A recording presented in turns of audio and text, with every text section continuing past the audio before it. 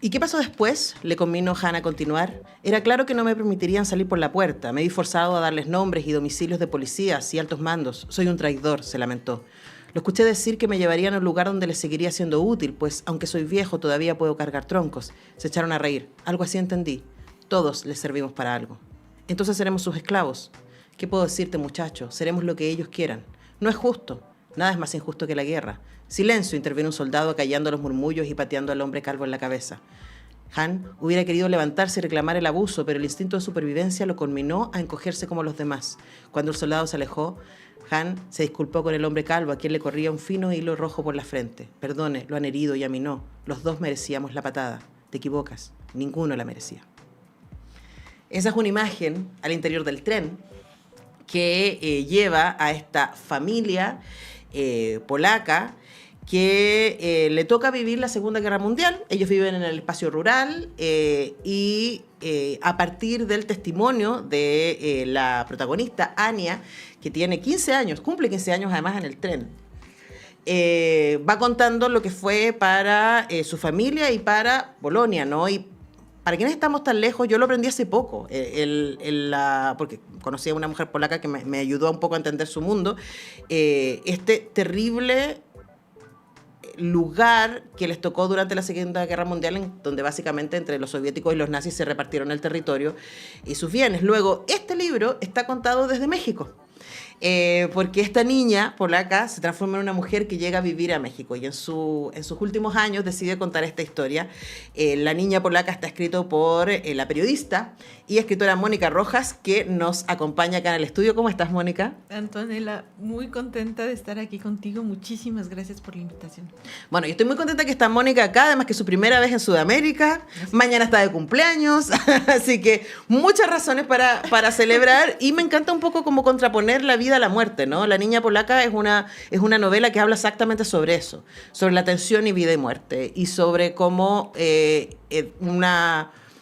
una normalidad, que es donde partimos, ¿no? Esta niña que tiene un novio, que está esperando tener 15 años para que el novio le pida la mano a los papás, la mamá cuida ahí los huertos, el papá trabaja en la madera con el hermano mayor, tiene otra hermana que tiene hijos y que vive un poco más lejos. O sea, está todo armado la vida y de repente la guerra. Y ellos empiezan a escuchar la guerra desde lejos y viendo cómo se les viene encima, hasta que literalmente la vida se les transforma a ellos y a todos los habitantes de Polonia.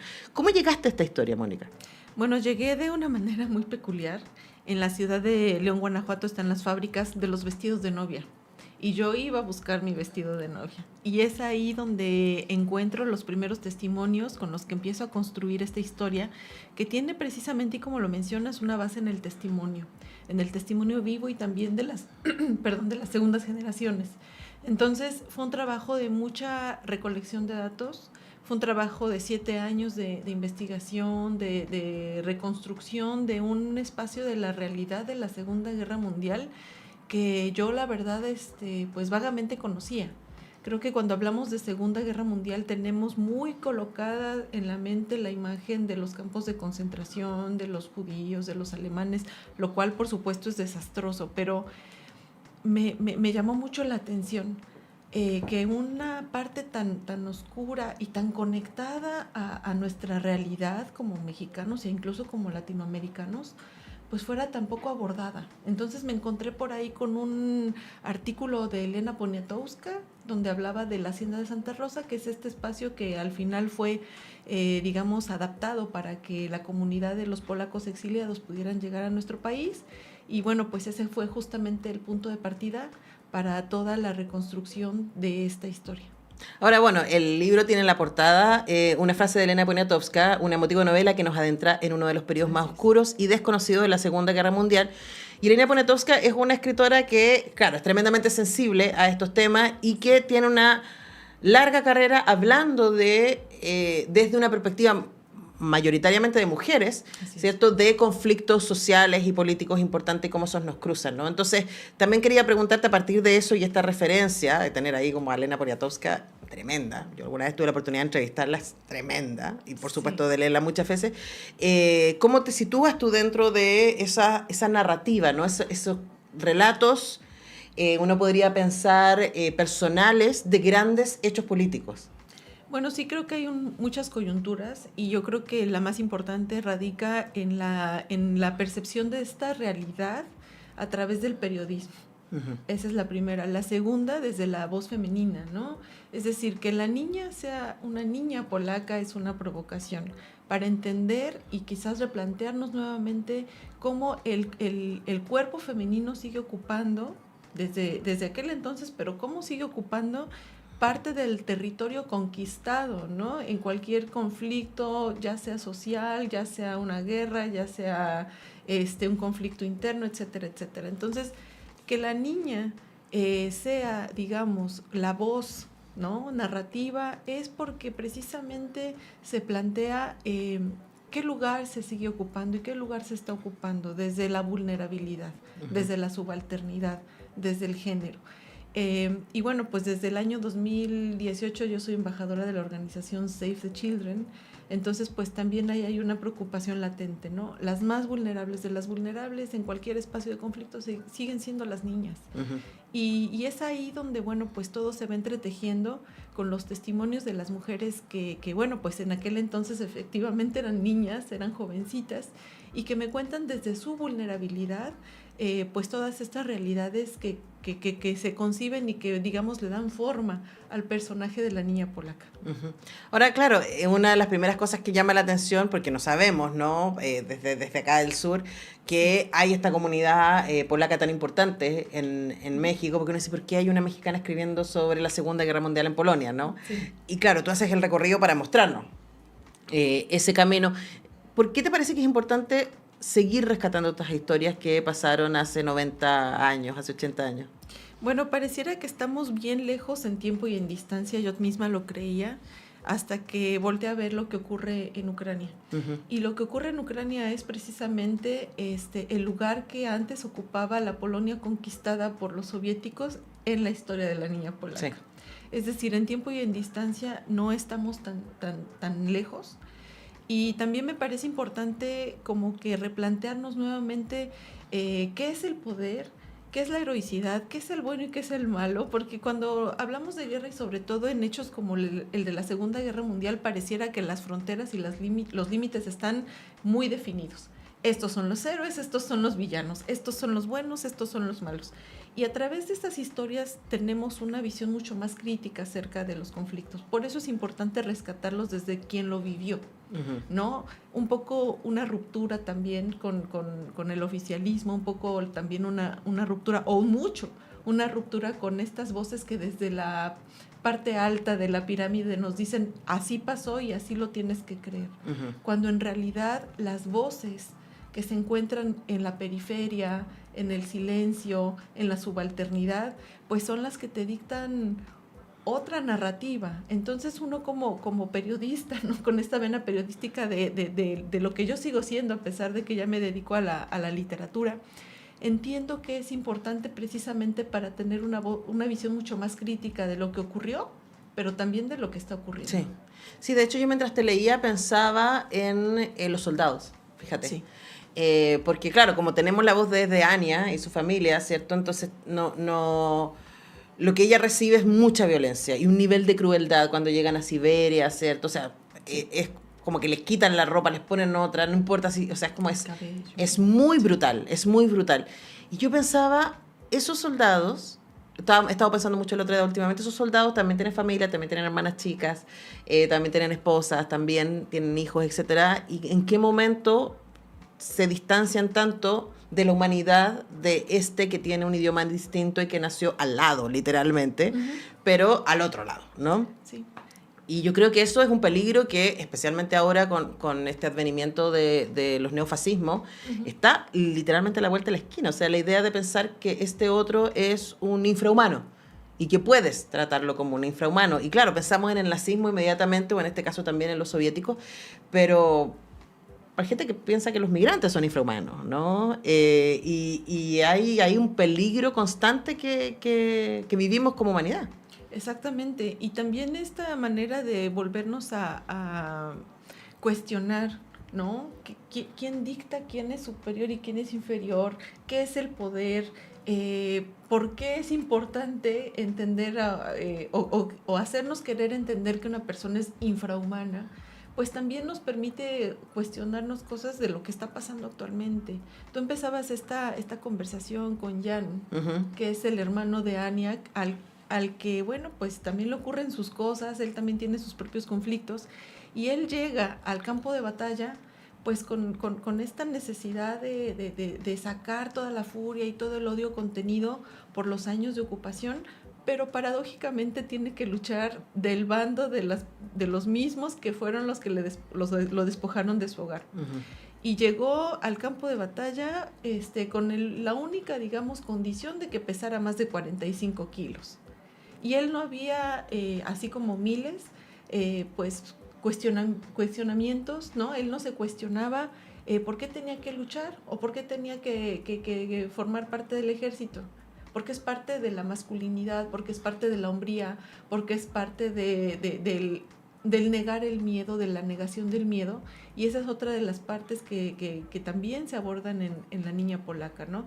Y como tú bien lo mencionas, ¿no? Sigue siendo parte de la narrativa actual, en conflicto bélico sí, pero también en la parte de la migración, porque etiquetar desde afuera es sumamente peligroso y es sumamente perverso.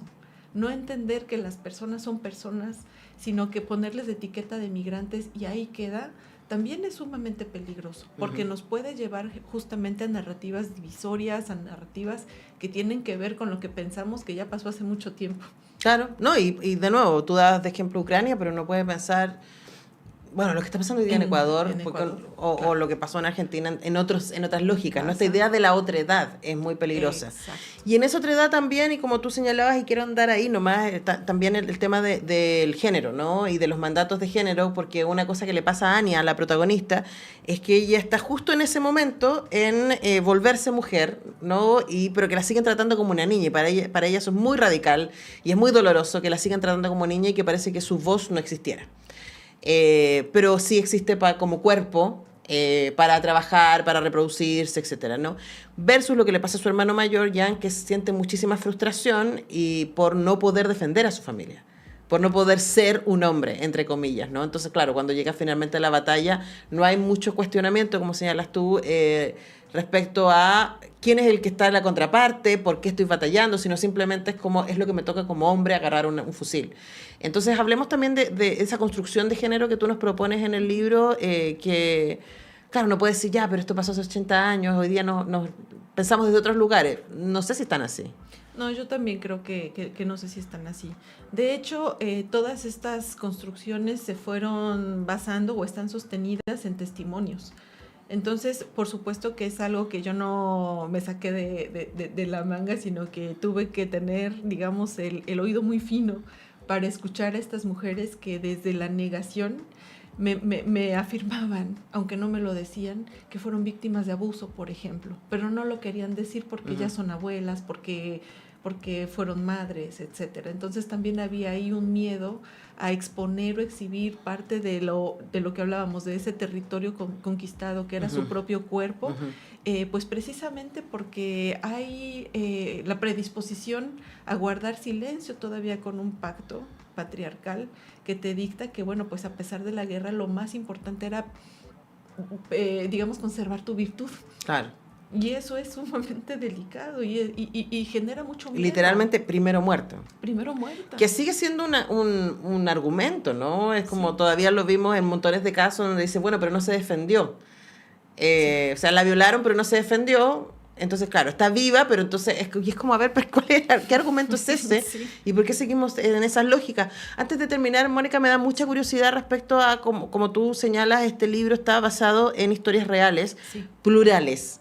Sí. A las que tú transformaste en una ficción en donde reuniste, ¿cierto?, estas distintas voces. ¿Cómo fue ese proceso de investigación? Fue un proceso sumamente complicado por una cuestión de distancia, de idioma. Me fui de León, Guanajuato, Estados Unidos, a Londres, a Varsovia, a colectar estos datos. También, bueno, pues benditas redes sociales. En este sentido, pues me facilitaron mucho el proceso de la recolección. Y yo me quedo con un testimonio de una mujer a la que yo, digamos, erróneamente decía, ay, qué lamentable todo esto que te pasó, ¿no? Y digo erróneamente porque ella me dice, no, dice, si te das cuenta, yo gané la guerra. Yo le gané a Stalin, yo estoy viva y estoy aquí. Entonces, fue un proceso además muy esperanzador. Fue algo con lo que me gusta quedarme. Evidentemente es una historia de guerra, es una historia de lo que no debería pasar, de lo que no deberíamos normalizar, pero también me gusta saber que hay muchos jóvenes que se acercan a esta lectura para entender y reentender la historia desde una manera mucho más crítica, y sobre todo las mujeres. Yo he recibido muchos mensajes de chicas que se acercan y me dicen, a pesar de que estamos tan lejos una de otra, en algunos momentos de mi vida me he sentido como Ania.